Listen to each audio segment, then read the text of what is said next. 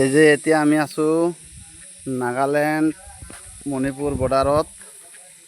চাব গাড়ী কিমান লাইন লাগিছে।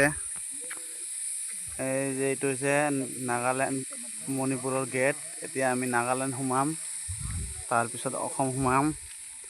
এই যে চাব পুৰা লাইন লাগিছে গাড়ী। এতিয়া কেতিয়া যে খুলিব কোনো গ্যাৰাণ্টি নাই, এইটো বন্ধ আছে।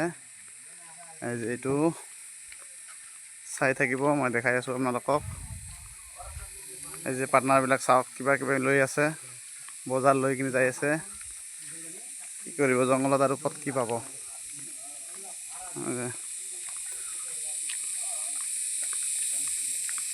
চাব গাড়ীৰ লাইন, ইফালেতো পুৰা জংঘলে জংঘল।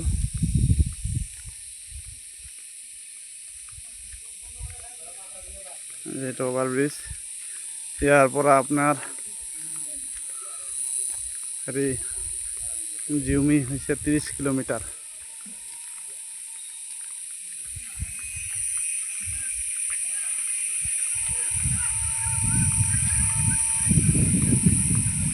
আহি পালোঁ, এতিয়া যাম আমি হেৰিত।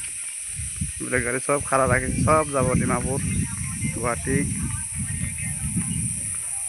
আজি মোটামুটি 15-20 দিন মান হৈ গ'ল ৰাস্তাতে। আমি অহাৰ সময়তো জিৰিবম হৈ আহিছোঁ, এতিয়া যোৱাৰ সময়ত ইফালে দি যাব লাগিব পেৰণ্ট হৈ।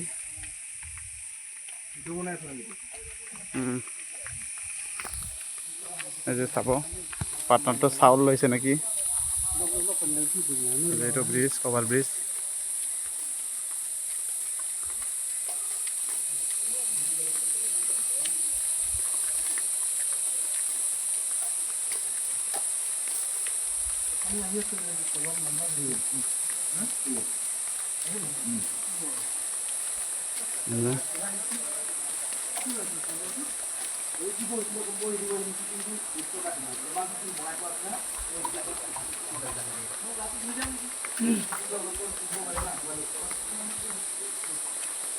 কিমান লাইন লাগিছে মোৰ, কমচে কম 400-500 গাড়ীয়ে আছে লাইনত। আৰু আগত চাওঁ কেতিয়াতে খুলিব, কোনো গেৰাণ্টি নাই।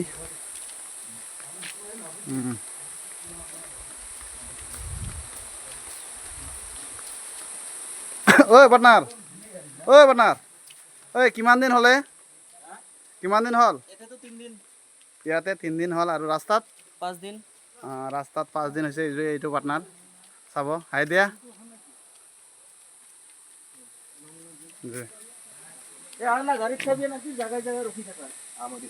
ঠিক আছে, হ'ব, চাব আৰু পিছত।